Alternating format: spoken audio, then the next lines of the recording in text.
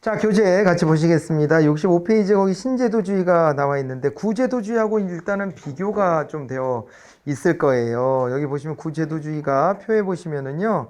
여기 이제 정부 조직, 공식적 법령 등 가시적이고 구체적인 조직에만 관심을 가졌다라고 한다면 신제도주의는 규범이나 관습 등 비공식적 제도 그리고 행위자들의 상호작용의 방식까지도 제도로 보고 있다. 요 두 개 비교하는 게 매우 이제 중요하다 이렇게 말씀을 드릴 수가 있겠습니다. 아시겠죠?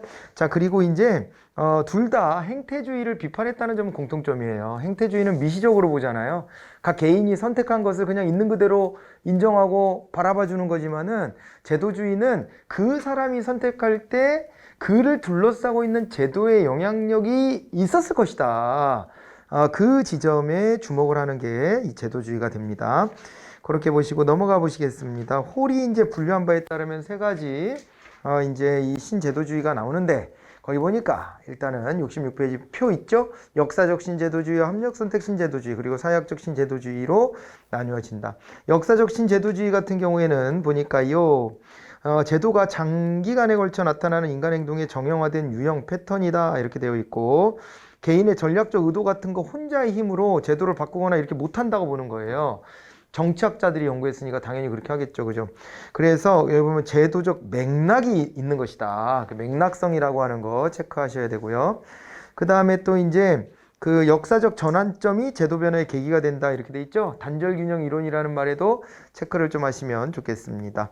특성에 가보시면 권력의 불균형이라는 말이 있을 거예요. 이것도 좀 체크하시고 그 다음에 역사적 우연성도 있지만은 이 경로우전성이 매우 강하다 이렇게 되어 있는 부분 경로우전성에다가 별표를 치셔야 됩니다. 시험에서 가장 많이 나오는 용어가 경로우전성의 역사적 신제도주의에서는 자 그리고 그 다음에 이제 제도는 공식적인 제도를 중심으로 얘기하고 있죠, 그죠? 그리고 그 다음에 선호는 내생적이다 이렇게 말씀을 드렸습니다. 자 반면에 합리적 선택 신제도주의는 어떠냐? 합리적 선택 신제도주의로 가보면 요거는 있잖아요. 제도의 변화는 각 개인이 경험하는 편익이 비용보다 크면 나타난다 이렇게 되어 있는데 그 무슨 얘기인지 알겠죠? 비용 편익을 가지고만 접근하는 거예요. 다 자기 이익이 극대화되는 방향으로 움직이게 된다 이런 얘기고요. 그 다음에 이제 거기에 관련된 이론으로서 공공선택론, 대리인 이론, 그 다음에 거래비용 이론, 그리고 공유제 이론 이런 것들이 있다 소개가 되어 있고요. 자 여기에 전제는 당연히 인간은 합리적 경쟁이다. 자기의 손해를 절대 보지 않으려고 하는 그런 존재이다 라고 하는 것을 전제로 깔고 있고요. 그 다음에 제도가 집단행동의 딜레마 문제를 해결해 준다 이렇게 되어 있습니다.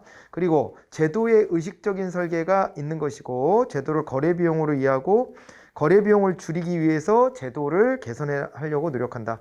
뭐 이런 얘기들도 나와 있습니다.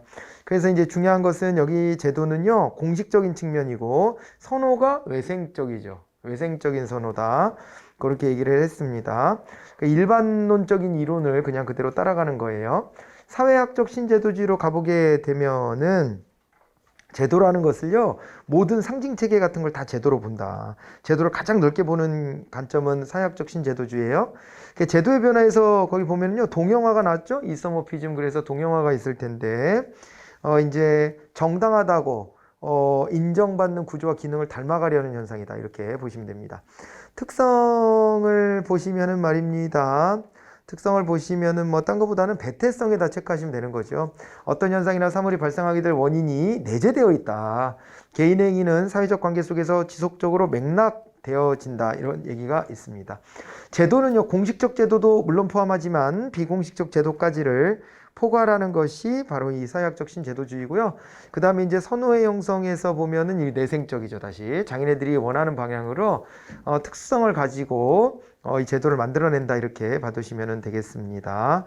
됐죠? 이 정도에서 비교를 잘 해두시면 되고요. 공공선택론이 이제 다시 나와요. 이 공공선택론은 독자적인 어떤 사이즈가 있는 이론입니다. 사이즈가 꽤 커요. 자, 이제 이걸 보면은 딴 거보다도 맨 첫 번째 줄에 이런 말이 있어요. 정치학이나 행정학에 경제학을 응용하는 등 비시장적인 의사결정 영역에 경제학적 연구 방법을 적용하는 이론이다. 이렇게 되어 있습니다. 자, 그래서 뭐 투표 규칙, 투표 행태 같은 것들 다 경제학적인 선택의 과정으로. 그러니까 여러분들이요, 돈을 내고 어떤 상품을 선택하는 것처럼 투표도 똑같이 보는 거예요. 여러 개의 후보가 여러 개의 상품이야. 근데 그 중에서 누군가에게 표를 준다는 것은 내가 상품 하나 초이스하는 거랑 똑같다는 거죠. 그런 식의 관점으로 자꾸 접근하는 게 이 공공선택론이다라고 봐두시면 됩니다. 자, 그러면서 내려와 보시면 이제 오스트롬의 민주행정 패러다임이 나왔죠. 1973년에 미국 행정의 지적 위기를 통해서 윌슨 베버주의 여기를 비판을 한 겁니다. 이게 낡은 방식이다. 옛날에는 유효했을지 모르지만 지금은 아니다. 라고 이제 규정을 했습니다. 자, 그러면서 이제 이게 이제 중요하게 보는 것이 아까도 말씀드렸지만 두 가지였죠. 참여와 그 다음에 또 이제 중첩성이었기 때문에요. 그 메모를 좀 해주시면 되겠고, 메모를 좀 해두시고, 오스트롬의 민주행정 패러다임에서 강조하는 거 두 가지요. 참여와 그 다음에 중첩성입니다. 중첩성. 그래서 민주행정이기 때문에 이제 참여가 강조가 되는 것이라고 했고, 그죠? 그 다음에 또 하나는 중첩성을 통해서 이 독점적인 이 지위를 내려놓도록 한다라고 하는 거예요. 독점성을 아예 포기할 수는 없지만은 독점적 지위 속에서 나타나는 이 상품의 획일화, 공공서비스의 획일화 이런 것들을 이제 비판했다 이렇게 봐두시면 되겠습니다. 그래서 맨 밑에 보시면 이런 말 있죠. 주민의 다양한 선호에 대응한다. 이런 얘기가 나와 있는 것까지 같이 봐두시면 좋겠습니다. 자, 그리고 이제 부캐년과 털럭의 비용 극소화 모형이 나와 있습니다. 그래가지고 거기 이제 그래프 아까 말씀드렸던 거 그대로고요. 그다음에 니스카넨이 다시 나왔죠. 앞에서도 잠깐 언급했었던 니스카넨이었습니다. 그죠? 앞선 단원에서도 있었던 학자인데 이 니스카넨 같은 경우에는 이렇게 표시할까요? 자, 니스카넨은 이론이 뭐였냐면은 관료 예산 극대화였어요. 관료 예산 극대화 모형이다. 요 모형이다 라고 했었는데, 극대화 모형 이렇게 했었는데요. 이 관료 예산 극대화 모형에서 보자면은 그 그래프가 또 나와 있잖아요. 행정학에서는 그래프 자체가 시험에서 막 보여지고 이러진 않아요. 말로 설명합니다. 문제에서는 말로 설명하는데 이해를 돕기 위해서 이제 그려드리는 거예요. 자, 여기 보시면은요, 이제 여기가 수량이에요. 수량이 되고요. 그 다음에 여기가 CB 이렇게 나와 있을 거예요. 비용이나 내지는 편익의 정도, 요거를 보여주는 거예요. 수량이 늘어남에 따라 어떻게 되는가를 좀 살펴보는 것인데, 여기서 이제 이렇게 한번 해볼까요? 이렇게 해가지고요. 이게 이제 효용이 있습니다. 총효용이 이렇게 있으면은요, 총 비용도 있을 거 아닙니까? 총 비용은 이렇게 체증이에요. 총 비용. 그러면요, 기업 입장에서는 어떻게 하냐면은, 요 사이에서 이렇게 총효용 요렇게 해서 총효용과 총비용의 갭이 제일 큰 데 있죠. 여기를 찾는 거란 말이에요. 여기가 순편익이 극대화된다 이렇게 볼 수 있는 지점이에요. 그래서 여기에 이제 수량입니다. 이게 민간에서 선택할 때 민간이 결정하는 수량은 여기에서 이제 결정이 되는 거예요. 그런데 정부 사이드에서는 요 지점까지를 간다는 거예요. 여기는 순편익이 0이 되는 것이죠. 순편익이 0이 돼요. 그러니까 이게 비용과 편익인데 총효용, 이게 이제 편익이죠. 편익인데 이 편익하고 비용이 일치하는 지점까지 가버리는 거예요. 마이너스 나는 건 또 책임져야 될 문제가 되기 때문에 거기까지는 안 가지만은 여기까지 해가지고 이게 이제 정부의 공공 영역에서 정부가 선택할 때 수량 여기까지 간다는 겁니다. 그래서 경제학자들 눈으로 보면 되게 비능률인 거예요. 아니, 비능률은 맞아요. 비능률은 맞는데 다만 이런 항변은 할 수 있어요. 왜 이렇게 할까요? 행정관료들이 추구하는 가치는요, 오로지 능률성에만 있는 게 아니기 때문에 그럴 수 있는 거예요. 저게 더 많은 사람한테 서비스가 돌아가도록 하려면 저렇게 순편익이 극대화되는 지점을 딱 고르는 게 아니라 어떻게 해야 되는 거예요? 순편익이 극대화되는 지점을 딱 찾아내는 것보다도 뭐가 더 중요하다? 그거보다도 더 많은 사람한테 서비스가 갈 수 있도록 하는 게 더 필요한 거 아닙니까? 그런 항변은 가능해요. 항변은 가능하지만 경제학자들 눈으로 보면은 이런 비능률적인 인간들, 야, 뭐라 그럴까? 쓸데없는 짓을 많이 하는 인간들. 이런 이제 평가를 받는 거지, 이게. 응? 그래가지고, 니스카넨이 이걸 비판한 겁니다. 니스카넨은요, 이렇게 바라봤어요. 이게 진짜 국민들, 소외된 사람들을 도와주기 위한 목적이라기보다는 관료들이 자기네 조직을 방대하게 키우고, 그거를 자기네들 이익을 위해서 움직이려고 하다 보니까 이런 결과가 나오는 거 아니냐? 이렇게 보는 거죠. 알겠죠? 네. 그래가지고 비판하는 거예요, 이게. 앞에서 논리는 한번 또 다 설명을 드린 바도 있고 해서, 이렇게 곁들여서 보시면 되겠습니다. 그래프까지. 이렇게 보시고요. 비판한 사람이 있죠. 그래서 니스카넨의 이 이론을요, 비판한 사람으로 거기 보면 던립이라는 학자가 있어요. 잊을만 하면 한 번씩 어디선가 튀어나오는 학자일 거예요. 영국 학자인데 아직도 살아있고요. 연구를 계속 진행하고 있는 그 살아있는 석학입니다. 이 던립이. 행정학의 역사가 짧다 보니까 지금 오늘날의 행정학자들 아직 안 돌아가신 분들도 꽤 많이 나와요. 이 던립이 이 양반은 그래가지고 반년은 영국에서 연구하고 반년은 호주에 가서 연구하는 걸로 유명해요. 양쪽에 양다리를 걸쳐가지고 워낙 석학이다 보니까 서로 데려가려고 그러지. 추운 걸 싫어하나 봐, 이 양반이. 그래서 겨울이 되면 남반구로 가가지고 연구를 한대요. 근데 이분 이론이 몇 개가 우리한테 소개가 될 텐데 그 중에 하나가 이 관청 형성 이론이라는 거예요. 관청은 어떻게 형성되는가?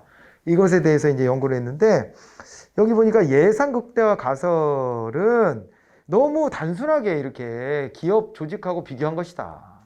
근데 정부 조직은 거기 보니까 뭐라 그래요? 부서 간의 차이가 있고, 부서의 특성 같은 게 있기 때문에 이것이 이렇게, 기업의 논리로 여기서만 생산되는 것이 바람직하다. 이렇게 말할 수 있는 성질의 것은 아니다. 이렇게 항변한 거죠. 알겠죠? 네. 아니, 그렇다고 던리비가 되게 막 큰 정부론자이거나 꼭 그런 건 아니에요. 그런 건 아니지만은 자신의 시각으로 관청이 어떻게 형성되는가에 대해서 이렇게 쭉 분석하면서 그러면서 무턱대고 이렇게 그냥 기업의 논리대로만 따라가는 것도 잘못된 것이다. 이런 시각은 가지고 있었다라고 우리가 평가해 볼 수가 있겠죠. 그 정도 할까요? 자, 그리고 이제 넘어가 볼게요. 다운수의 정부 실패 모형 이런 게 또 나와 있습니다. 이거는 무슨 얘기냐면은 말이에요. 정부 입장에서 보면 고객이 두 가지 갈래가 있는 거예요. 하나는 가계 구성원으로서의 고객이 있고, 이 경제학자들 눈으로 보는 거니까 지금.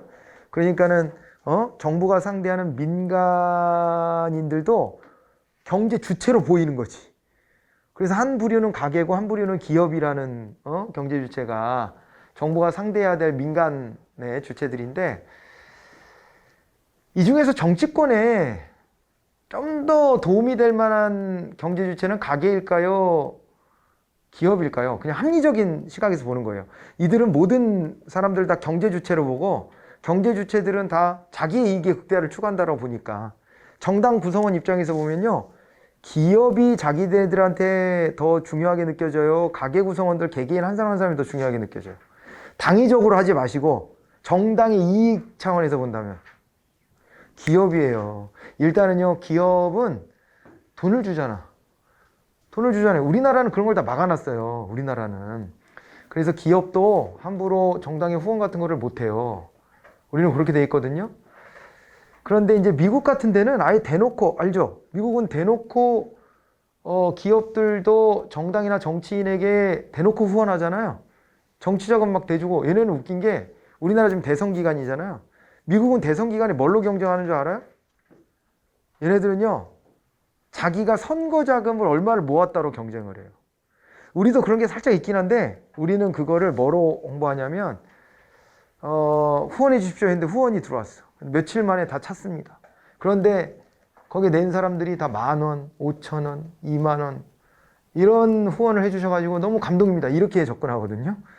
그리고 우리는 그게 모금액도 제약이 있어요. 얼마까지 딱 이렇게. 그게 돼 있어서 우리는 그 정치자금이 굉장히 이제 뭐랄까 되게 촘촘하게 정치자금 함부로 모집하지 못하게 돼 있습니다. 근데 미국은 그렇지가 않아가지고 그냥 무제한으로 많이 모으면 그러면 그걸 뭐라고 인식하냐면 이 정도로 대세가 우리 쪽으로 와 있다. 이렇게 해석을 해버려요. 근데 그 돈 거액을 대주는 것은 보통 기업이고 기업이 공식적으로 로비를 할 마음을 가지고 있는 것일지도 몰라요. 그잖아요. 그러니까 그 순수하게 그냥 진짜로 정치 발전을 위해서 주는 돈이냐. 기업이 줄 때는 그렇게 생각하기가 좀 어렵지 않아요? 아무래도 그 미국 사람들은 그걸 모를까? 알아.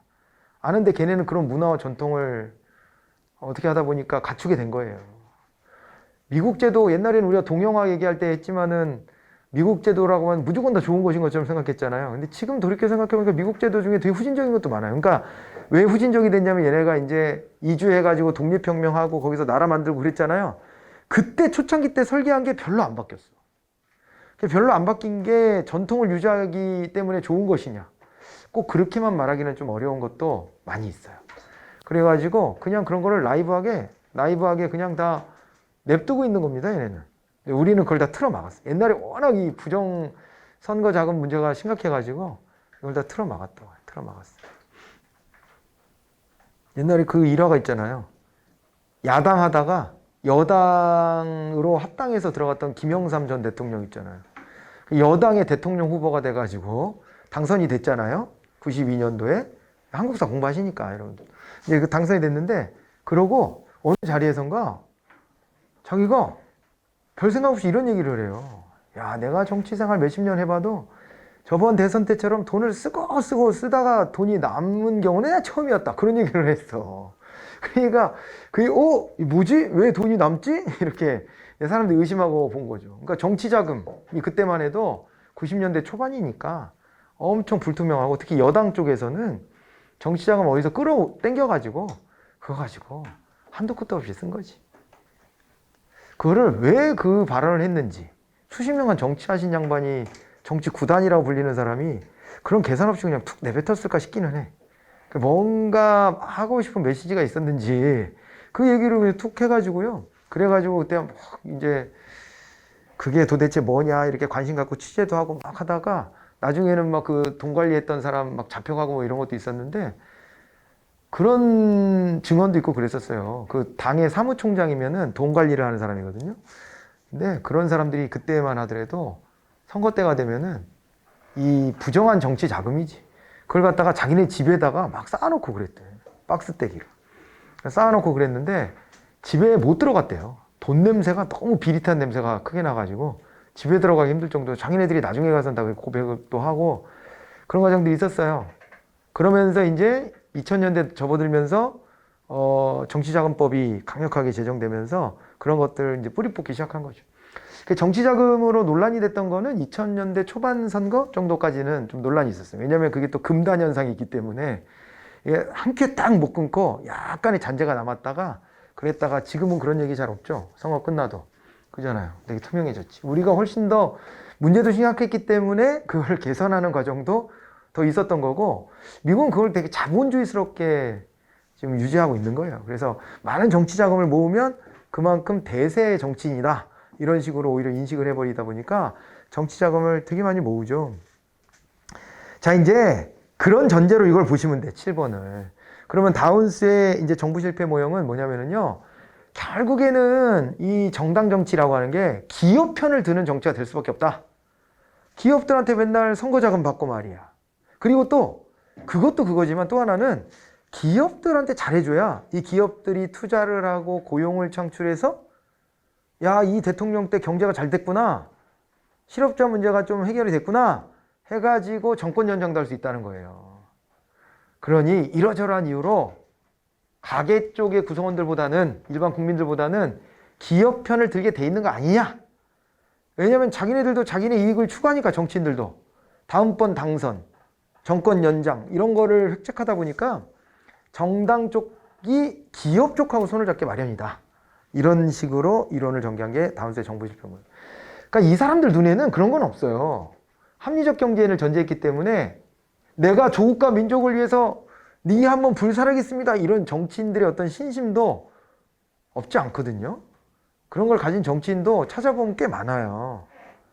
굳이 이걸 하지 않아도 될 사람이 뭔가 사회를 바꿔보겠다고 하는 사람들도 있어요, 실제. 그런데 에이, 순진하게 왜 그래? 이런 관점이에요, 여기는. 경제학자들이다 보니까 에이, 순진한 척하고 그래, 왜 그래? 다 지 이익을 위해서 하는 거지. 세상은 다 그런 거야. 이런 관점으로 바라보고 있는 거예요. 그래서 정당 구성원들, 정치인들도 다 지익을 위해서 하는 건데 자기 이익하고 딱 맞아떨어지는 게 지금 기업이지 가계 구성원이 아니다. 일반 국민들을 위해서 헌신한다고? 에이, 왜 그래? 아마추어 같이. 이런 식으로 접근하고 있는 거예요. 그런 논리가 여기에 성립되어 있고요. 에로우의 불가능성 정리, 이것도 좀 흥미로운데,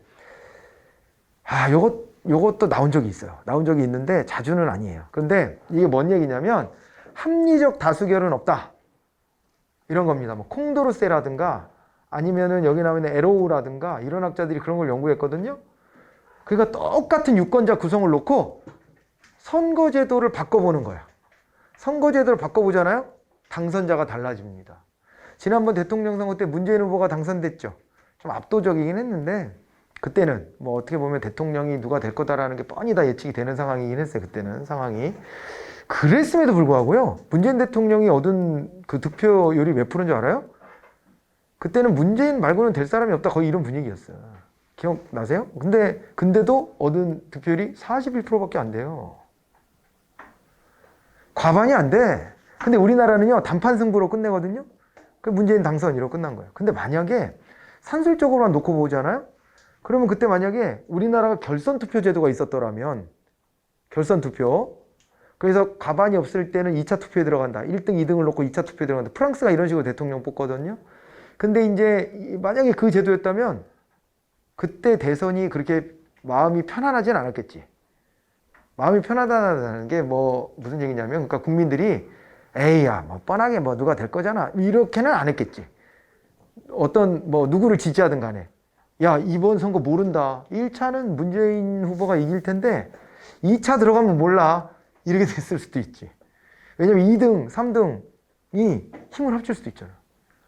2등, 3등이 힘을 합쳐가지고 거의 엇비슷한 지지율을 만들고 그러면 그 이외에 다른 후보를 찍었던 유권자들이 어디 가서 붙느냐에 따라 가지고 2차에서 과반을 넘기는 후보가 과연 1차에서 1등을 한 후보가 될지 2등을 한 후보가 될지 애매한 상황이 됐더라면 그때 선거가 그렇게 뜨뜻미지근한 게 아니라 엄청 박진감이 있었을 거예요 아마. 1차 투표는 어차피 끝났다 보고 2차 투표를 위한 노력들을 처음부터 막 하면서 되게 긴장감 있게 흘러갔을 거야. 근데 똑같은 유권자잖아요 지금. 똑같은 유권자인데 제도를 어떻게 하느냐에 따라서 이게 당선자가 누가 되느냐가 달라질 수도 있다. 뭐 그런 얘기입니다. 실제 프랑스에서는요. 1차 투표에 2등을 했던 후보가 2차 투표에서 1위로 뒤집어지는 경우들이 심심치 않게 나와요. 심심치 않게 나옵니다. 그걸 가지고 연구한 거예요. 이 사람들이 그걸 가지고 연구를 해가지고 이 경제학자들 눈으로 한번 들여다본 거지. 야 이게 합리적인 다수결은 없냐? 제도에 따라서 똑같은 유권자를 놓고도 제도에 따라서 당선자가 이렇게 달라지는 건 좀 웃기지 않냐? 가장 좋은 제도는 없을까 그러면? 이 제도가 국민의 의사를 가장 잘 반영했다. 할 수 있는 다수결의 방식은 없을까? 그래가지고 막 연구를 해본 거예요. 근데 에로우가 내린 결론이 뭔지 알아요? 야 합리적인 다수결은 없어. 그런 건 없어. 현실에서는 없어. 그렇게 한 거예요. 가령요. 아까 예로 한번 가봅시다. 문재인 후보가 1위를 했는데 1차 투표에서 우리가 결선 투표가 있다 치고 2위, 3위 후보자가 합쳤더니 문재인 후보랑 그때 20%씩은 얻었으니까 23%. 둘이 합치면 더 넘어갔었을 거예요 아마. 그렇게 계산이 되잖아요. 그런데 실제로 2차 투표하면 1등, 2등이 붙었을 때 그러면 3등을 찍어준 유권자들이 2위 후보자를 다 찍어줘야 된다는 얘기잖아요. 그래도 3등을 찍은 유권자들은 야 우리의 성향상은 1등을 한 후보보다 2등을 한 후보에 좀 더 가까운 정치적 성향이기 때문에 그쪽을 찍어주자 라고 예를 들어 3등 한 후보자가 직접 나서서 나는 2등 후보자를 지지하기로 했습니다. 저를 찍어준 유권자 여러분 2등 후보자를 지지해 주십시오 라고 한다고 3등 한 후보자를 찍어준 유권자들이 싹 다 2등 후보자 쪽으로 진짜로 다 가요? 싹 다 가? 한 표도 안 빠지고? 안 그래요. 그거는 달라. 각자 유권자의 선호가 달라요. 3등을 찍어준 사람, 3등이 제일 낫다고 찍어준 사람 중에서도 1등, 2등을 놓고 2차 투표할 때는 야, 나는 그래도 1등이 난 것 같은데. 1등 했던 후보자가 난 것 같은데. 누구는 아니야. 그래도 2등한 후보자가 우리랑 좀 가깝잖아. 나눠진다니까. 이게요. 그런 걸 보니까 현실적으로 완벽한 합리적인 다수결은 있을 수가 없다. 그렇게 이제 결론을 내린 게 LO예요. 불가능성 정리라고 하는 이유가요. 전제 조건을 100% 채울 수 있는 합리적인 대안이 없다. 불가능하다. 그래서 불가능성 정리라고 그래요. 여기 보실래요? 뭐라고 되어 있냐면 첫 번째 그 표를 한번 봐보세요. 집단이 다 합리적이어야 되는데 안 그렇대 현실에서는. 이거 다 논리는 그렇게 세우시면 돼요. 이런 전제 조건이 다 충족되면 합리적 다수결이 되는데 현실은 안 그래. 그게 결론이에요. 먼저 완비성, 선호의 완비성인데 여러분들이 어떤 상품을 놓고 선택한다고 쳐봐요. 100% 비교가 다 돼요? 1위부터 순서를 정확하게 얘가 이거보단 낫고 이거보단 이게 낫고 또 이거보단 이게 낫고 이게 정확하게 탁탁탁탁 갈라져요? 그러지 않죠. 애매하지. 아 이건 이게 좋고 저건 저게 좋은데 아 뭐가 더 좋은 거지? 이렇게 헷갈리잖아. 현실에서는. 그런데 완벽한 다수결이 되려면 선호가 완전 비교가 돼야 된다는 거예요. 모든 게 다 비교가 되고 등수가 매겨져야 돼. 두 번째, 선호의 이행성. 이게 아까 그거예요. B보다는 A가 좋대. 그리고 C보다는 B가 좋대. 그럼 C보다는 A가 좋다고 해야 돼. 논리상. 그죠? 논리상. 아니 A가 B보다 좋았고 B는 C보다 좋은 거였으니까 그럼 C보다는 A가 좋아야 되잖아. 근데 이 투표하는 사람들의 마음은 그렇지가 않아요. 또 C랑 A를 비교했더니 야 그래도 A보다는 C가 낫지 않냐? 뭐 이러기도 해. 아씨 그래갖고 이게 이행이 안 돼. 선호의 이행이. 현실에서는. 여기서부터 빠그라지는 거예요. 그 다음에 파레토 원칙이라는 건 뭐냐면요. 사람들이 전부 다 있잖아요. 구성원 전부가 B보다는 A가 낫다. 그러면은 실제 채택된 결과도 B보다 A가 나은 걸로 나와야 되거든요. 그런데 이게 꼭 이렇게 귀결이 안 되더래요. 현실에서는. 사람들의 마음이 이제 있잖아요. 정확하게 얘기 아까 말했다시피 완비성이나 이행성 같은 게 완벽하지 못하기 때문에 그렇기 때문에 파레토 원칙 같은 거 이런 것도 잘 안 되고 비독재성 같은 게 있는데요. 누구의 견해가 누구에게 강요되지 말아야 되거든요. 근데 이거는 뭐 어떤 사회냐에 따라서 좀 이게 분위기가 독재적인 분위기가 있을 수도 있고 아닐 수도 있고 그러겠죠. 무관한 대안으로부터의 독립성 이렇게 되어 있습니다. 그러니까 내가 A와 B 중에서 A가 좋은데 그 좋은 이유는 A를 선택하면 C도 따라오기 때문이야. 이런 게 되면 안 되는데 논리적으로. 그런데 그런 경우도 현실에서 많고 영역의 비제약성 이렇게 되어 있는데 누구든지 참여의 제한을 받아서는 안 된다 뭐 이런 전제 조건이에요. 그래서 이런 것들을 다 충족시켜야지 합리적 다수결이 될 텐데 그러지 못한 경우들이 있어서 합리적 다수결은 생각하기 좀 어렵다. 없다. 그래서 실제로도 어때요? 민주주의 국가라고 불리는 나라들도 제도가 다 조금씩 다 다르죠. 제도가 다 조금씩 다 다르고 어때요? 그 속에서 다 그냥 지네들 스타일대로 하는 거예요. 그냥 다. 지네들 스타일대로. 이게 더 장점이 더 큰 것 같아. 우리 사회는 이게 필요한 것 같아. 그냥 그러고 하는 거지. 그죠? 완벽한 제도를 하고 있는 나라가 어디가 딱 한 군데가 있다. 이렇게 말하기 어려워요. 아까도 말했지만 미국 제도조차도 비판할 여지가 많아요. 미국 제도는 보셨죠? 주별로 대통령 선거할 때 주별로 결론을 따로따로 내. 따로따로 내고 이거를 인구 비율에 맞춰갖고 취합하는 방식이에요. 그러다 보니까는요, 전체 유권자 숫자로는 A 후보가 이기고도 B 후보가 당선되는 경우가 있고 그래요. 지난번 선거 그랬잖아요. 지지난번 힐러리 클린턴이라는 후보랑 트럼프가 붙었을 때 트럼프가 이겼잖아요. 근데 전체 유권자들의 표로는 힐러리가 더 많이 얻었어요. 훨씬 많이. 근데 이거를 중간에 50개 주별로 각각 주별 결론을 다 내려서 합치니까 왜곡 현상이 벌어지는 거예요, 이게. 이게 좋은 제도입니까? 안 좋은 제도입니다. 그런데 미국은 그냥 자기네 스타일대로 하는 거예요. 자기네들은 연방국가로서 주 단위를 그냥 존중한다. 그러니까 이런 취지야. 주별로 의견을 모아와라. 그러니까 그런 제도를 하는 거예요. 뭐 그거를 우리가 욕할 수 있는 건 아닙니다. 우리 취향에는 안 맞을지 모르지만 미국은 그게 합리적이라고 생각하는 거예요, 그냥. 그렇게 하는 거지, 뭐. 안 그래요? 영국 같은 경우에는 또 어때요? 직접 행정수반을 뽑지도 않죠. 총리가 대통령 역할 비슷하게 하는데 그 총리는 의회에서 뽑잖아요, 그냥. 의회 의원들끼리. 우리처럼 대통령 선거를 따로 하는 것도 아니에요. 뭐 그런 것도 그렇고. 뭐 다 제도는 달라요. 프랑스 제도가 그럼 또 완벽하냐? 또 그렇지도 않아요. 우리 제도는 완벽하냐? 아니죠. 우리도 과제가 많다고 생각하잖아요. 근데 그냥 각각의 장단점에서 그렇게 그냥 흘러가는 거예요. 됐죠? 합리적 다수결을 찾아내기는 어렵더라. 노드하우스라는 학자는요, 정치적 경기순환론을 말했다 그랬는데, 이건 뭐 크게 중요한 이론은 아닙니다만은, 예전에는 실제로 미국에서요, 이렇게 하더래요. 대선이 다가오잖아요. 그럼 케인스가 시킨 거 그걸 한대. 돈을 막 뿌려. 그래서 고용도 창출하고 경제가 되게 잘 돌아가는 것처럼 이렇게 막 과장을 하는 거예요. 근데 이게 부담이 되겠죠. 근데 그때는 이미 선거는 끝나. 그러면 그 다음에 그걸 새로 당선된 사람이 수습하는 거예요, 이제.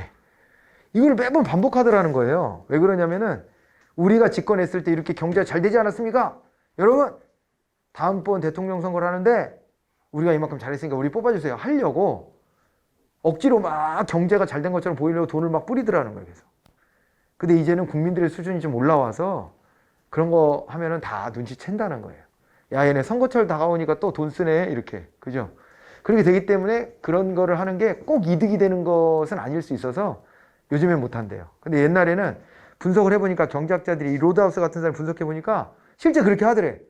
경제 주기가 이렇게 돌잖아요. 호경기, 불경기가. 근데 이게 선거가 있는 해에 호경기가 되는 거야. 막. 돈을 계속 그때 뿌려가지고. 야, 이것들 봐라. 이렇게 된 거지. 이게 소문이 나면서 요즘에는 득실을 막 따지기가 쉽지가 않아. 그래서 모 후보가 자기가 당선되면 기본소득 개념으로 국민들한테 월에 얼마씩 주겠다. 이랬더니 거기 댓글 중에는 이런 댓글도 있어요. 야, 돈으로 표를 사겠다는 거야? 이렇게. 그러니까 뭐 복지정책 많이 하겠다고 해도 그 밑에 달려오는 게 꼭 긍정적인 어떤 그 분위기만 형성되는 건 아닙니다. 야, 나라에 돈이 딸리잖아. 이렇게 생각하는 사람도 있고, 그 다음에 그러느니 더 가난한 사람한테 좀 더 줘 하는 사람도 있고, 선거 때 이런 걸 하는 건 불순한 거 아니야? 이렇게 쳐다보는 사람도 있고. 그래서 요즘에는 선거 때 다가와서 막 경제 활성화시키려고 돈을 뿌린다고 그게 표로 고지고대로 연결될 것 같지는 않고, 그래서 안 쓰는 건데 옛날에는 이런 분석이 됐었다. 자, 그 다음에 티브가설. 요거는 저기 7단원 가서 또 공부를 할 거예요. 근데 티브가설, 티브라는 사람이 여기 주목한 거예요. 이 중앙정부는 하나밖에 없죠. 독점이죠. 너무 못마땅해. 경제학자들 눈으로 보면은 자본주의 시장경제 장점은 경쟁하는 데서 나오거든요. 그게 전제 조건이기도 하고. 그런데 정부는 너무 독점이야. 그래서 그게 못마땅해. 못마땅한데 이 티브가 가만히 있다가 하고 번쩍하게 된 게 있는데요. 그게 뭐냐면은 야, 잠깐. 지방정부는 여러 개 아니냐? 이렇게 된 거예요. 야, 정부가 국가는 하나밖에 없지만 중앙정부는 하나밖에 없을 수밖에 없지만 지방자치단체는 여러 개잖아. 그럼 지방끼리 기업이 경쟁하는 것처럼 지방정부끼리 경쟁하는 거 이런 거 되지 않을까? 생각을 해가지고 이론을 막 펼쳐본 거예요. 그래서 발로 하는 투표라는 개념을 만들어내요. 우리가 이제 기업의 물건을 살 때는 그냥 마트에 가서 진열되는 것 중에 하나 고르면 되지만은 여기 지방정부가 여러 개여가지고 그 중에서 내 마음에 드는 정책을 하는 지역을 선택한다고 하면은 이사를 가야 돼. 이사를 그 지역으로. 야, 요 동네 정책이 좋으니까 나 이 동네로 갈 거야. 그리고 이사를 가는 거죠. 그래서 그거를 비유하기를 발로 하는 투표. 이렇게 한 거예요. 발로 하는 투표. 그런데 이 사람도 이게 되려면 전제 조건을 또 너무 많이 깔아놔요. 전제 조건이 좀 비현실적이어서 비판을 좀 받죠. 그건 이제 나중에 가서 얘기는 할 거예요. 7단원 가서. 여기도 소개가 돼 있긴 합니다만은. 뒤에 가서 다시 한번 볼 거고, 티브라는 사람이 이렇게 지방정부가 기업 간의 경쟁을 하는 것처럼 비슷하게 경쟁할 수 있다는 점에 착안을 해본 겁니다, 이게. 그렇게 됐죠. 옛날에 이런 댓글이 또 있었기도 했죠. 아까 그 기본소득 주겠다는 그 대통령 후보자가 예전에 어느 지역에 지방자치단체장 할 때 그때요, 청년수당 같은 걸 그때부터, 청년수당. 만 24세가 되면은 1년에 100만 원 정도 취업 준비하는 데 쓰라고 돈을 지원해 주겠다. 했더니, 야, 그 밑에 댓글에, 야, 나도 저 지역으로 전입하고 싶다. 뭐 이런 댓글들이 있었죠. 만약에 그게 실제로 그래서 전입을 했다면 그게 발로 하는 투표가 되는 거예요. 저 동네 정책이 마음에 들어, 나 저 동네로 갈래. 이렇게 되는 거. 뭔지 알죠? 예. 또 있어, 비슷한 사례가. 시골 지역에 가보면요, 특히요, 지금은 다 퍼져 있긴 한데, 처음에 어디에서 했더라? 농촌 지역 중에 어디가, 우리 지역에서 애 낳으면 얼마 드립니다. 이거를 해. 그게 노린 게 뭐예요? 발로 하는 투표. 우리 동네로 이사 와서 애 낳으세요. 그러면은 지원금 드려요. 이걸 한 거지. 근데 이것도 동형화가 일어나가지고 온 동네가 다 해, 요즘에는 거의. 얼마 주느냐 액수의 차이가 좀 있거나 한 정도고, 거의 다 비슷한 정책들이 있어갖고 굳이 반로하는 투표를 할 필요를 크게 느끼진 못할 것 같긴 한데, 세게 주는 데들이 있습니다. 새 데리고 우리 동네로 오면은 낡은 집이지만 그거 수리해서 살 수 있게 해드릴게요, 뭐라든가 그런 지역이 생겼어요. 왜냐면 농촌 지역은 그 사람이 살지 않는 폐가들이 속출해가지고, 그게 문제, 빈집들이 속출해서 심지어 아파트도 빈집들이 많대요. 그래가지고 그 인구가 자꾸 빠져나가고 노령화되고 그 빈집이 속출하고 이런 게 문제여서, 그래서 사람들을 유인하려고 지자체가 나서가지고 그 빈집을 인수해서 여기를 살게 해주는 거지, 저렴하게. 우리 동네로 오세요. 집 문제 심각한데 우리 동네 오면은 해결돼요. 이러면 어때요? 그게 다 반로하는 투표 이런 걸 노리는 거 아닙니까? 우리 동네 이사 오세요. 됐죠, 이거? 그런 사례들이 있습니다. 이렇게 봐도 이거 다 경제학적 관점으로 보잖아요, 지금. 기업 활동하는 것처럼. 이렇게 해서 요 이론들을 떠올려 보시면 됩니다.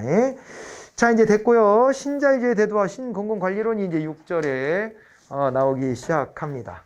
이제요, 자, 보시면은, 자, 이제 어디까지 왔냐?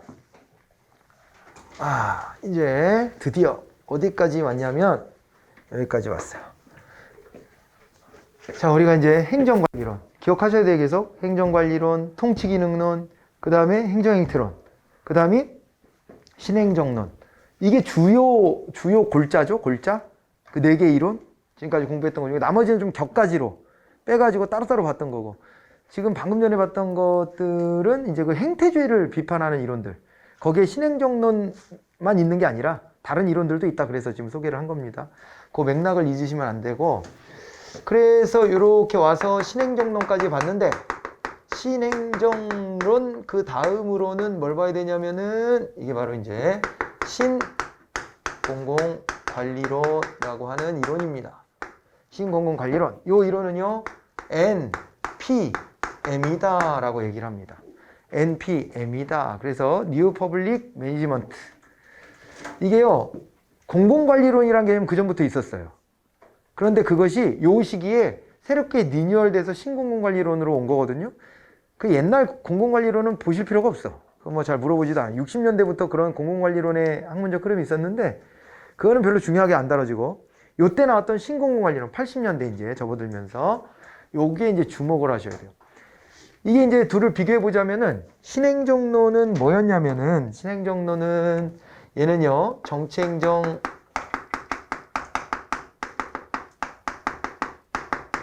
새 일원론이었고, 그 다음에 공사 행정 새 이원론이지 않았습니까? 이렇게 됐던 건데, 신공공관리론은 말이지요, 이거는요, 탈정치화 이렇게 표현이 됩니다. 정치로부터 벗어난다, 이런 개념이에요. 탈정치화. 그렇게 하다 보면은 어떻게 되는 거예요? 정치행정은 1원론에 가까워, 2원론에 가까워요? 2원론에 가까워졌죠, 다시. 이거 계속 왔다 갔다 하는 거예요, 이거. 계속 반대로 뒤집어졌다 그러는 거예요. 그러면서도 절충은 되어져 오는 거죠. 그럼에도 불구하고 계속 뒤집어집니다. 그래서 이게 이제 공사행정이 어떻게 되었다, 공사행정이 일원화되었다, 이렇게 보면 돼요. 진짜로요, 기업가적 정부를 강조합니다. 여기서 제일 핵심적인 표현이 기업가적 정부예요. 정부가 말이야, 기존의 관료제에 이렇게 매달려가지고 관료제 비능률을 계속 반복하는 것은 잘못이고, 기업가적 정부로 변해야 한다, 이런 거를 강조했던 게 신공공관리론입니다. 계기가 됐던 일들은 뭐 몇 개가 있는데, 그 중에서 하나가 이제 바로 스태그플레이션이 벌어졌다 그랬었죠. 스태그플레이션 기억나시죠? 스태그플레이션 현상이 벌어졌었고, 그 다음에 또 하나가 또 이제 정부 실패 같은 게 있지 않습니까? 정부 실패. 그러면서 이거를 극복하는 논리로, 신공공관리론이 나타났다. 요때가 딱 이제 어느 시기냐면은, 요때가 어떤 시기예요? 요때가 딱 보면은 이제 요때가 신자유주의 시대죠. 신자유주의 시대예요. 그래가지고 요때 이제 영국의 대처리즘이라든가 아니면은 미국의 레이거노믹스 기억나시죠? 이런 게 이제 전개됐던 시기였고, 그리고 그 다음에 이때가 이제 신자유주의 내지는 신보수주의 이렇게도 불립니다. 이렇게 불리고요. 이때를 그래서 우리가 지칭하는 말로 뭐라 그랬었냐면 여기가 이제 바로 신행정국가 시대죠. 신행정국가 시대다 이렇게 보시면 됩니다. 신행정국가 시대. 그래가지고 정부의 개입을 반대합니다. 정부의 개입을 반대해요. 이 정부 실패를 극복하는 과정에서 우리 기억나는 거 있죠? 공기업 민영화를 한다. 그 다음에 정부 보조를 축소한다. 규제를 완화한다. 이런 것들이 나왔었잖아요. 그런 관점에서 보시면 될 텐데요. 요때 이제 있었던 것들이 그래서 뭐가 있냐면은요. 보세요. 여기 벤치마킹 같은 것들을 많이 합니다. 일반 기업에 대한 벤치마킹 같은 것도 하고요. 그 다음에 또 이제 TQM이라 그래갖고 토탈 퀄리티 매니지먼트라 그래요. 그래서 이게 전사적, 총체적 뭐 이런 말 쓰는데 전사적 내지는 총체적 품질 관리 이런 것도 나오고요. 그 다음에 아웃소싱 같은 것도 있어요. 아웃소싱, 외주 주는 거예요. 외주 주고 하는 거. 아웃소싱 같은 것도 나오고, 그 다음에 또 뭐가 나오냐면 각종 리기법 같은 게 나와요. 리기법들. 여기 뭐가 있냐면 리오리엔테이션. 그러니까 리오리엔테이션은 개념 규정을 새롭게 해보자 이렇게 하는 거예요. 아예 예전 마인드에서 벗어나서 개념 규정을 새롭게 해보자 이렇게 하는 것이고, 그 다음에 리스트럭처링이 있습니다. 리스트럭처링. 그럼 이게 뭐예요? 구조를 다시 짜자 이런 거예요. 개념을 다시 정립하고 구조를 다시 짜요. 그리고 뭐라 하냐면 리엔지니어링. 엔지니어링이니까 작업 공정도 새롭게 짜는 거죠. 이런 과정들을 다 거쳐요. 이런 걸 거칩니다. 그러면서 이제 관료제에 대한 비판을 하는 것이죠. 관료제에 대한 비판을 합니다. 관료제에 대한 비판하는데 요 점과 관련해서는 좀 이제 비교해 봐야 될 게 좀 있어요. 관료제를 비판하는데 관료제를 비판할 때 그때요.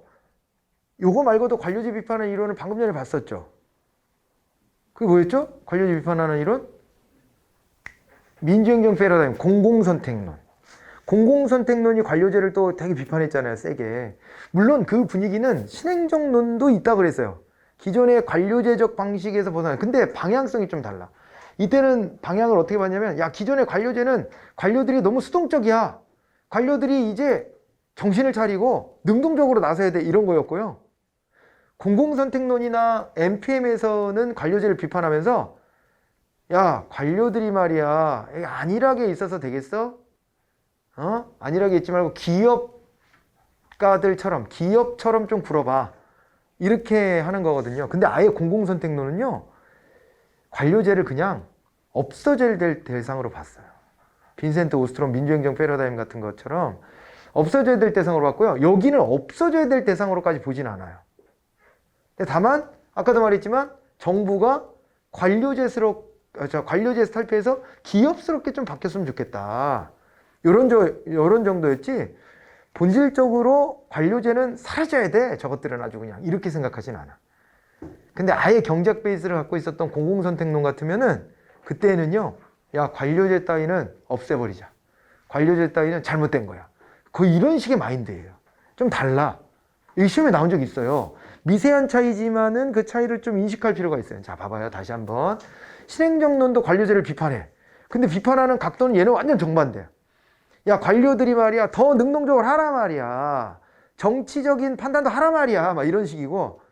그래서 공공선택론은, 야, 관료제, 그런 건 안 돼. 그런 건 안 되고, 관료제는 폐기해버리자. 거의 이런 식이고. 그 다음에, 그건 왜 그러냐면, 이제 오히려 거꾸로 자유주의적인 방향으로 가는 게 더 창의성을 신장시켜준다라고 생각해서 그렇게 하라 그런 거고, 여기 NPM에서도 관료제를 비판하는데, 여기도 공공선택론하고 비슷한 방향으로 관료제 조직 자체를 키우는 게 아니라, 신행정론처럼 키우려고 하는 게 아니라 이걸 줄이려고 하는 거예요. 줄이려고 하는 방향은 비슷하지만은 그렇다고 관료제를 말살시켜야 될 대상으로까지 보진 않아. 여기는. 그래도. 그래서 공공관리라는 이름 붙일 수 있는 거예요. 네, 알겠죠? 공공관리. 이렇게 이름은 붙여요. 관료제 비판하지만 관료제를 소멸시키려고 하는 것까지는 아니다. 그래서 요거와 관련해가지고 좀 볼 수 있는 학자가 있습니다. 바로 이제 오스본이라는 학자가 이제 오스본이 말이에요. 자, 위드입니다. 위드. 오스본이요. 게블러하고 한 연구가 있고, 그 다음에 오스본이 말이에요. 플레스트릭 하고 한 연구가 있는데요. 오스본하고 게블러다 그랬을 때는 여기에서는 뭐가 나오냐면요. 정부제 창조론이라는 게 나와요.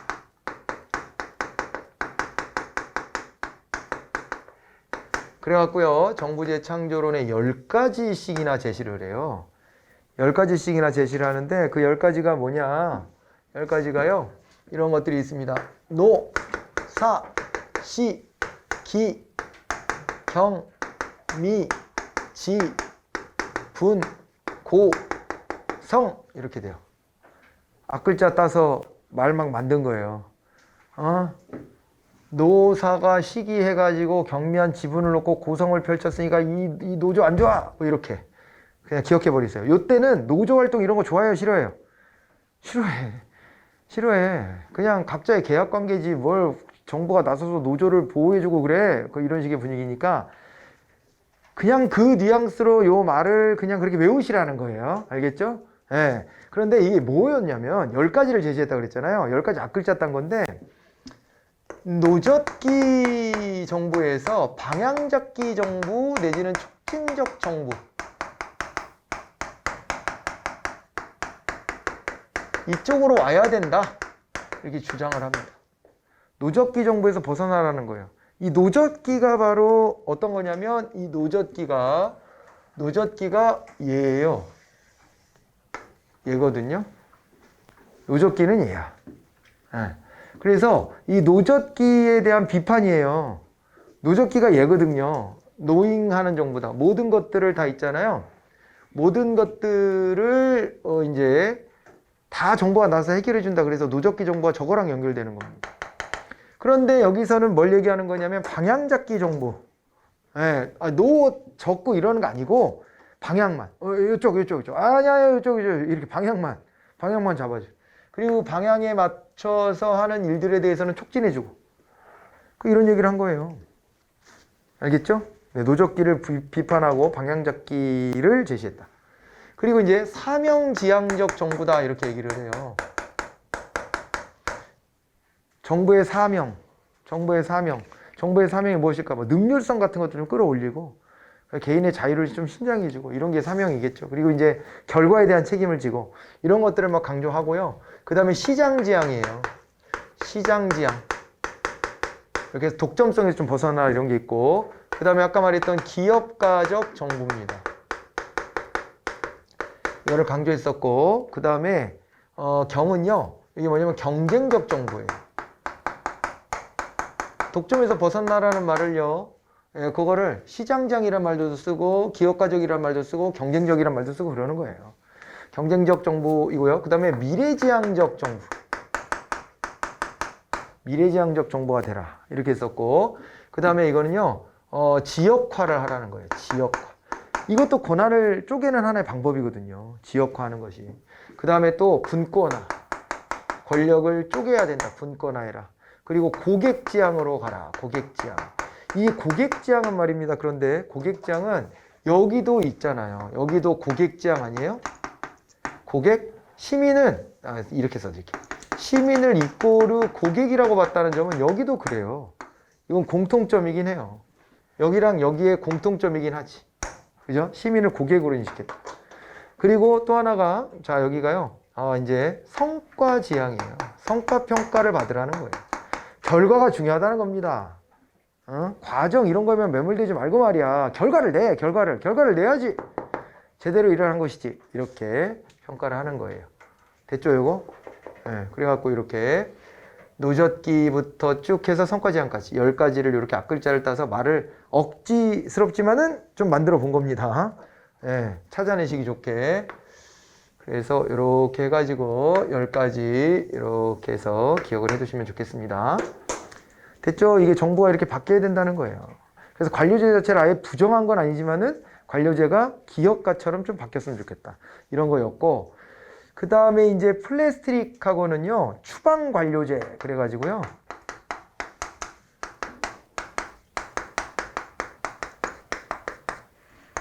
관료제를 추방해야 돼. 그러면서 여기서 내세웠던 게 OC 전략 이런 게 있습니다. 예. 그래서 여기 보면은 뭐 이제 코어 전략 같은 것도 나오고요. 그 다음에 컨트롤할 수 있는 통제를 좀 분산해라. 통제력을 좀 분산해라 라는 것도 있고, 그 다음에 문화를 바꿔야 된다. 컬처 전략도 있고, 그 다음에 컨스퀀스, 결과를 만들어라. 그리고 또 하나가 이제, 다 했나? C, 하나 더 있는데, 커스터머 안 했죠. 고객지향적 정보가 되라. 그런 식으로 해서 C자 들어가는 거 5개를 모았어요. 그래, OC 전략 같은 거, 이런 거를 제시하기도 했었죠. 아주 대표적인 신공공관리론자가 바로 이제 오수본입니다. 이렇게 간 거예요, 이게 신공공관리론이. 알겠죠? 방향성 아시겠죠? 이렇게 간 겁니다. 그리고 또 하나 좀 볼 수 있을 만한 게 이때부터 이제 거버넌스 같은 개념들이 나오는 거예요. 거버넌스인데 이때 거버넌스는 정부와 그 다음에 시장이죠. 정부와 시장. 정부와 시장 사이의 거버넌스. 거버넌스는 협치라는 개념이 이때부터 이게 조금씩 태동하기 시작하는 거예요. 이제 정부가 해야 될 일을 무조건 공적인 영역에서 거벌먼트, 통치하듯이 하지 말고 뭘 하라는 거예요? 협치해 나가자, 이게 협치. 협력해 나가자. 민간하고 협력하자. 그 시장의 힘도 좀 빌려오자. 이런 거버넌스가 생겼어요. 이 거버넌스 개념이 좀 이따가 이제 뉴 거버넌스로 이어지면서 그래도 훨씬 더 이제 중요하게 다뤄지긴 할 텐데, 여기 이제 신자유주의 제도와 신공공관리론에 관련된 내용입니다. 자, 그래갖고 70페이지 그쪽에 보면은 신자유주의가 도래한 역사적 배경, 그 다음에 거기 신공공관리론 NPM 해가지고 쭉 이제 나와 있는 거, 그거 뭐 그냥 있잖아요. 진한 글씨 중심으로 쭉 보고 가시고, 그리고 이제 거기에 5번의 특성, 뭐 4번의 전개에서 대처리즘 레이고노믹스도 있고, 5번의 특성으로 가보면 거기에 이제 고객으로 인식한다는 거에서부터 TQM 같은 개념도 좀 나오고, 엔지니어링 오리엔테이션, 뭐 리스트럭처 이런 것도 나오고, 정부 재창조론, 그래서 밑에 표도 있죠, 그죠? 네, 표 정리도 돼 있고, 넘어서 뭐 오수본과 플래스트릭의 OC 전략도, 추방 관료제 OC 전략이라는 것도 소개가 좀 되어 있습니다. 그 진한 글씨 중심으로 기억만 좀 해두시면 돼요. 이 OC 전략보다는요, 그리고 이 정부 재창조론 시험에서 훨씬 많이 다뤄지니까 이 정부 재창조론 중심으로 공부를 하셔야 돼요. 여기는 아시겠죠? 네, 요런 이제 개혁을 했던 대표적인 케이스로 73페이지 가보시면 동그라미 7번에 시장성 검증제도라고 하는 게 나와 있을 거예요. 시장성 검증제도는 요게 이제 요게 그 시장성 검증제도가요, 언제 때냐면 메이저 총리라고 있어요. 영국에 대처 총리 있죠. 대처 총리. 대처 총리가 79년도에 집권해서 대처리즘 내세웠다고 했잖아요. 88년도 정도까지 집권을 해요. 그리고 그 다음에 바뀐 게 이제 메이저 총리인데 당이 안 바뀌었어요. 정권이 교체된 건 아니고 같은 세력에서 이어받은 거거든요. 그 대처가 은퇴하고 메이저라는 사람이 이제 이걸 승계했는데, 메이저 총리 때 했던 게 시장성 테스트라고 해서 시장성 검증제도라고 나온 이겁니다. 그래서 이거 어떻게 접근하기로 했냐면요, 정부 사이즈가 여긴 커지기를 좋아해요, 싫어해요? 여기 우리 공부한 바에 따르면 신행정국가는 큰 정부예요, 작은 정부예요? 작은 정부죠. 정부를 자꾸 이제 축소시키는 방향으로 가고 싶어 해요. 정부가 많은 일을 하는 걸 좋아하지 않아요. 아니, 그래가지고 어떻게 하냐면은 어떤 사업이 제한되면 이렇게 하는 거예요. 야, 그거 꼭 필요해? 한번 질문을 해야 돼. 필요하대.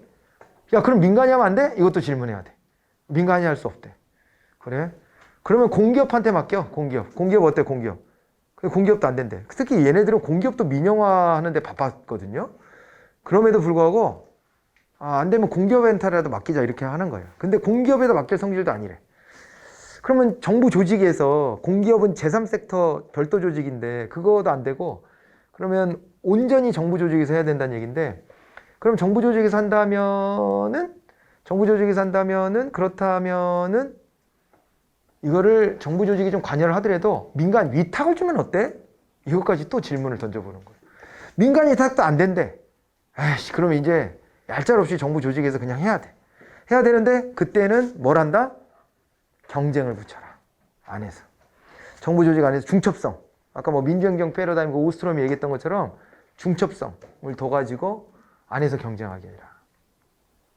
이런 게 시장성 검증제도예요. 알겠죠? 모든 사업을 이런 식으로 검토해 보라는 거예요.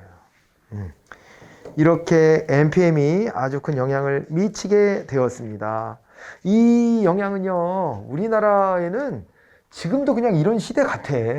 보면, 그죠? 정부한테 요구하는 걸 봐도 그렇고, 신자유주의에 대해서 언급하는 바도 그렇고, 그래요. 근데 사실은 서구 사회는 그냥 일방적인 신자유주의를 주창하는 것은 조금 또 거의 뭐 좀 쇠락했다고 볼까? 네, 그렇게 조금 또 바뀌었는데, 우리 사회는 또 여전히 저 신자유주의적인 주장들을 많이 해요. 여전히. 그러긴 합니다. 그래서 이게 중요한 의미가 있고요. 이제 잠깐 끊었다 갈 건데, 요거를 또 비판하는 이론들이 있고요. 신자유주의를 비판하는 이론, NPM을 비판하는 이론들이 있고, 그리고 또 하나가 이 거버넌스가 뉴 거버넌스라는 개념으로 재탄생합니다. 그 개념까지 이어서 보시면 큰 줄기가 끝나요, 이제. 알겠죠? 네. 그렇게 해보도록 하겠습니다. 잠깐 쉬었다가, 네, 다시 뵐게요.